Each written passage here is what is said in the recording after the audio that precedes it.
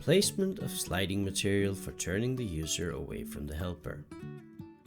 Start by folding the sliding material in the middle.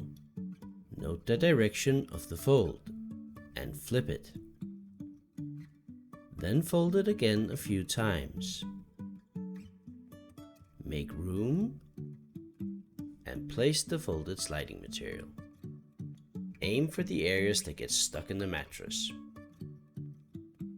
If a larger sliding area is needed, simply tilt to the other side and unfold the sliding material fully.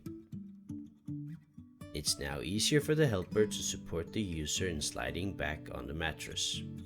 The low friction allows the user with impaired function to participate in the turning process.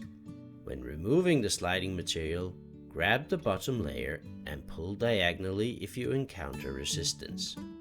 This is repeated until it's free from the mattress. For more information, go to mastercare.dk or call us. We're ready to help you.